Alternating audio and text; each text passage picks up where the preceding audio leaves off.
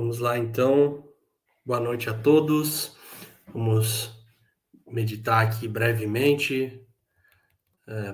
Espero que vocês estejam me ouvindo bem aí. Acredito que está tudo ok pelas minhas configurações aqui. Vamos lá. Nosso texto de Marcos, capítulo 8, versículos do 14 ao 21. Diz assim a palavra do Senhor. Ora, aconteceu que eles se esqueceram de levar pães, e no barco não tinham consigo senão um só. Preveniu-os Jesus, dizendo: Vede, guardai-vos do fermento dos fariseus e do fermento de Herodes. E eles discorriam entre si: É que não temos pão. Jesus, percebendo, lhes perguntou: Por que discorreis sobre não terdes pão? Ainda não considerastes, nem compreendestes? Tendes o coração endurecido? Tendo olhos não vedes, e tendo ouvidos não ouvis? Não vos lembrais de quando partiu 5 pães para os 5.000, quantos cestos cheios de pedaços recolhestes? Responderam eles: 12. E de quando partiu 7 pães para os 4.000, quantos cestos cheios de pedaços recolhestes? Responderam: 7. Ao que lhes disse Jesus: Não compreendeis ainda? Até aqui a palavra do Senhor. Essa é uma daquelas passagens que a gente pode ler rapidamente e passar quase correndo por ela sem notar a profundidade dela. Ela está situada ali entre a cura de um surdo e de um cego, e logo antes daquela grande confissão de Pedro. E aqui ela parece quase um mero interlúdio, né? Uma informação ali entre as duas coisas, mas que a gente pula rapidinho para pular para a história que interessa. Contudo, é justamente aqui que Marcos nos oferece uma chave para entender a dificuldade dos discípulos em perceber quem Jesus realmente é. Então, começando no versículo 14, nós vemos aqui uma cena quase cômica, né? 12 homens entram num barco com Jesus, após terem confrontado os fariseus, e no meio da travessia eles percebem que eles só têm um pão. A preocupação material toma conta deles ali, e a gente pode até imaginar um cochichando e falando: não, fica quieto, não deixe Jesus perceber que a gente esqueceu do pão, para Jesus não chamar atenção para a falha logística deles. É uma situação humana que revela o coração deles aonde estava naquele momento, na preocupação com os pães. No versículo 15, a gente vê Jesus os prevenindo e percebendo a ansiedade deles, como ele nota no versículo 14, percebendo a ansiedade deles, Jesus usa a própria palavra pão para introduzir uma advertência espiritual. Se eles estão falando de pão, Jesus fala: guardai-vos do fermento dos fariseus e do fermento de Herodes. Fermento, assim como a gente conhece, é muito utilizado no pão, e no Antigo Testamento não era diferente. Mas no Antigo Testamento o fermento carregava uma simbologia de corrupção, de pecado, algo que deveria até ser removido durante a Páscoa, é o que a lei dizia.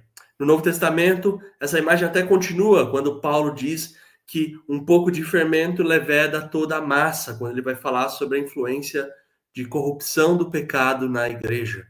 E aqui Jesus, quando ele está falando sobre fermento, sobre o pão, ele não está apontando para um único erro especificamente, mas para uma influência perigosa e penetrante que poderia acontecer ali. O fermento, dito fermento dos fariseus, era o seu ensino legalista, a sua hipocrisia, a sua incredulidade disfarçada de zelo.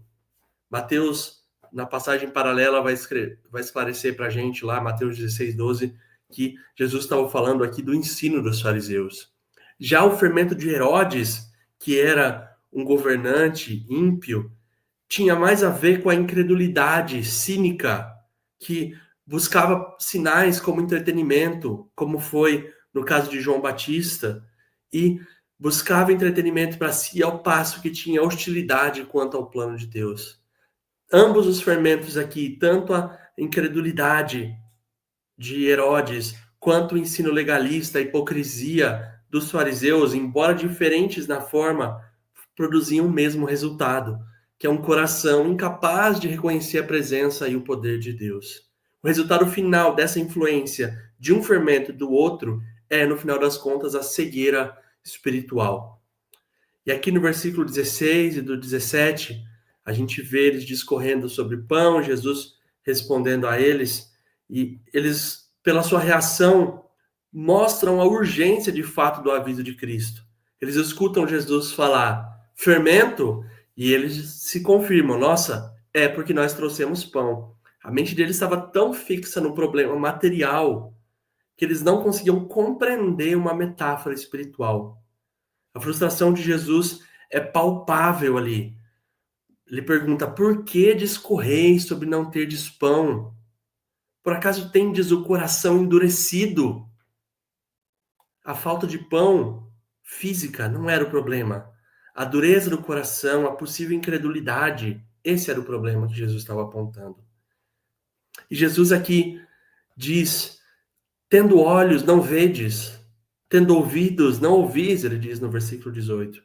E aqui não é uma simples questão de espanto, né? Jesus não está aqui só falando, vocês estão cegos, vocês estão surdos, mas ele está ecoando palavras que, para a mente judaica, deveriam ter muito sentido, porque os profetas usavam essa alegoria, essa figura dos olhos que não veem, dos ouvidos que não ouvem.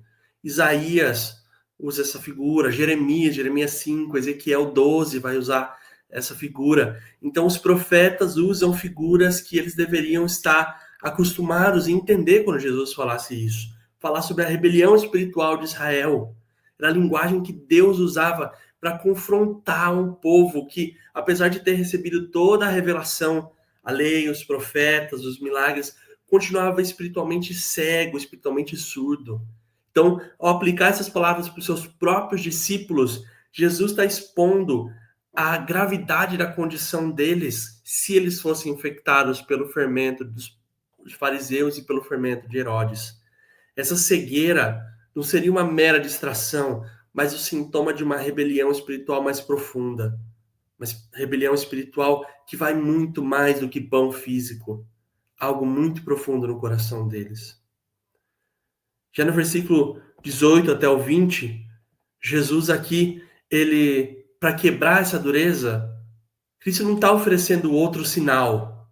Ele não vai fazer outro milagre, fala, olha, vocês estão preocupados com pães? Estou aqui mais pães. Vocês têm um, eu vou multiplicar e fazer 20 para sobrar, como ele já tinha feito. Não, ele não oferece um novo sinal, mas ele chama para lembrar corretamente dos sinais que já foram dados. Ele faz os discípulos recontarem os milagres da multiplicação. Primeiro 5 pães para 5.000, depois os 7 para 4.000. E ele lembra, olha, lembra da abundância de cestos? Isso era a prova da suficiência do próprio Jesus. O problema para os discípulos não era a falta de evidências, mas a incapacidade deles de conectar essas evidências com a identidade de Jesus como Messias, como Deus que provê. Essas duas coisas deviam estar ligadas. E Jesus, portanto, no último versículo, ele pergunta para eles, não compreendeis ainda? E a gente fica com essa pergunta ecoando, né? O texto não nos dá uma resposta direta. Jesus pergunta para eles, não compreendeis ainda? A passagem paralela em Mateus vai dizer que, nesse momento, eles finalmente entenderam o que ele falava do ensino dos fariseus. Como se fosse um lampejo de entendimento. Mas a compreensão mais plena ainda estava por vir. Quando Marcos mostra essa perícope, encerra com a pergunta retórica de Jesus, a gente vê que eles não tinham entendido tudo o que havia para entender. Não tinham entendido que se o assunto é pão, o próprio pão da vida estava ali. Eles compreenderam algo, mas não tudo. E aqui, concluindo, nós vemos a genialidade ali de Marcos quando ele coloca esse texto não apenas como uma ponte entre dois textos mais importantes, mas como algo realmente muito necessário, que é essencial na nossa vida como cristãos. A estrutura que Marcos dá para o texto, quando ele coloca, antes dessa passagem, Jesus curando um surdo, e logo depois ele curando um cego em duas etapas, né? Primeiro o homem vê, e ele vê homens como árvores andando, ele vê de uma forma meio embaçada. E só depois de um segundo toque de Jesus que a visão desse homem é restaurada perfeitamente. Marcos aqui foi intencional, eu acredito, né, na estrutura que ele dá. Isso porque os discípulos aqui, eles são como esse cego. Jesus poderia ter curado o cego de uma vez, mas assim como os discípulos veem parte das coisas e não enxergam o todo, eles também eram como o cego. Eles estão no meio de um processo de cura. Eles veem flashes, lampejos da verdade, mas a imagem completa ainda está embaçada aqui para eles. É somente pela ação repetida e paciente de Cristo que a cegueira deles vai ser curada, culminando naquela grande confissão de Pedro que vem depois. E que Pedro diz: Tu és o Cristo. O foco do texto aqui não é apenas a nossa cegueira, não é apenas a dificuldade dos discípulos de entenderem, mas é a ação redentora de Cristo, que vê a possibilidade do fermento estar levedando toda a massa do coração deles e vem até eles, pouco a pouco, dando a visão como esse homem cego, curando com uma ação redentora, o único que abre os olhos. Como é que esse texto tão diferente, tão curioso pode ser aplicado para nós? Primeiro, nós temos que atentar quanto ao perigo do fermento. Quanto ao perigo do fermento. Porque o ensino falso, a incredulidade, sejam religiosas, incredulidades religiosas, como no fariseus, seja a incredulidade secular, como acontecia em Herodes, elas entram de modo sutil, de modo silencioso, como um fermento na massa. Às vezes é um pouquinho, às vezes é um pouquinho outro, que vai crescendo e vai crescendo. Será que Deus pode suprir mesmo tudo que eu preciso? Ou será que eu preciso fazer o meu futuro, construir o meu futuro? Será que Deus pode realmente me curar disso? Ou eu preciso me preocupar com o meu amanhã? Será que Deus vai cuidar do meu filho ou eu preciso ser ultraprotetor para cuidar dele? A incredulidade, ela entra de maneiras pequenas e simples, e elas podem nos contaminar, essas pequenas incredulidades. Nós temos que vigiar não apenas contra erros grosseiros. Às vezes nós apontamos o erro daquele fulano que diz: olha, a Bíblia precisa ser atualizada, olha, a Bíblia diz isso, diz aquilo. E esses são erros grosseiros, grotescos, mas nós precisamos vigiar também quanto ao pequeno fermento que entra no nosso coração e nos corrompe. Todo cristão tem que testar os ensinos e as opiniões que a gente vê à luz da palavra, porque mesmo pequenas concessões levam a uma grande corrupção. O pequeno fermento leveda a massa inteira. Nós temos que lembrar também da suficiência de Cristo. Cristo é o verdadeiro pão que sacia plenamente o povo de Deus. A incredulidade aqui dos discípulos mostra o quão inclinados nós estamos a duvidar, mesmo após sinais e mais sinais da providência divina. E você, assim como eu, deve ter diversos sinais de como Deus cuida, de como Deus mantém, de como a providência de Deus age nas nossas vidas. O crente deve, assim como Cristo fez com seus discípulos, ele deve se relembrar, contar as bênçãos, como diz o hino, contar as bênçãos de tudo que Deus fez, se recordar das obras passadas de Deus e, com isso, fortalecer a sua fé no presente, sabendo que Cristo é o verdadeiro pão e a providência dele nunca nos deixa passar fome. Aquele que multiplicou os pães ontem não vai deixar faltar o necessário hoje. Aquele que fez ontem, faz hoje, fará amanhã. É o mesmo Deus que não muda. Cristo é suficiente. Nós temos que lembrar também da nossa cegueira espiritual, porque a dureza do coração, a falta de entendimento não são falhas apenas intelectuais. Não é apenas sobre não entender, não compreender porque eu não tenho estudo, mas são sintomas de rebelião do coração, rebelião da mente contra Deus. Que o homem natural, ele é cego para as coisas de Deus. E só Cristo, pela sua graça, pode abrir os nossos olhos. A gente tem que buscar continuamente o segundo toque de Cristo, como foi nos olhos do cego, que ele passe a nos mostrar as coisas como elas realmente são, que a gente deixe de ver as coisas embaçadas, mas veja a realidade das coisas, e Deus nos cuide da nossa cegueira espiritual, que a gente possa ver claramente a glória dele, mas que a gente possa ver o nosso pecado, com todo o peso que ele tem, que a gente possa ver os outros como Deus enxerga.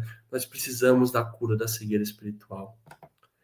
E por último, um consolo que fica para a gente é que, embora os discípulos fossem lentos para entender como nós de fato somos às vezes, Cristo não nos abandonou. Cristo não os deixou de lado, Cristo não falou, nossa, vocês não entenderam ainda, fiquem aí, vão embora. Não, Cristo pacientemente os instruiu, até que pouco tempo depois eles confessassem, tu és o Cristo. Assim também hoje Cristo é paciente com a sua igreja, Cristo é paciente com seus discípulos, que somos nós. O crente fraco, confuso, vacilante, ele não é rejeitado, mas ele é instruído e sustentado até que ele veja mais claramente. Que o Senhor, na sua graça, nos guarde de todo fermento. Como o único médico de almas, ele cura a nossa cegueira para que nós possamos vê-lo e confessá-lo como ele realmente é. Vamos orar. Senhor Deus, nos mostra, Deus, aquilo que ainda precisa ser curado em nós, aquilo que nós não enxergamos de nós mesmos, nos mostra a trava que há nos nossos olhos, Deus. Nos ensina a enxergar o Senhor como o pão da vida que Tu és, como a fonte do nosso alimento, como a fonte do nosso sustento, em quem podemos confiar, em quem podemos descansar. Meu Deus, não há nada que o Senhor não possa fazer e não há nada que nós não possamos descansar em Ti. Nos ajuda a não nos contaminar com fermentos da incredulidade, seja de qualquer fonte que ela venha, seja a incredulidade religiosa que acha que a gente pode conquistar as bênçãos e conquistar aquilo que nós queremos por meio da religiosidade, seja incredulidade secular, Deus, que não encontra espaço para Deus nas nossas vidas. Nos guarda, Deus, para que nós possamos ter um coração puramente centrado em Ti. E que a nossa vida, Deus, possa Te glorificar através do nosso testemunho, que nós possamos ser curados, Deus, da nossa cegueira e possamos confessar cada dia mais e mais que Tu és o Cristo, Filho do Deus vivo, e que nós possamos estar firmados nessa rocha. Nos ensina, nos exorta, nos cura e nos sustenta, Pai. Que eu Te peço e te agradeço. Em nome santo de Jesus. Amém.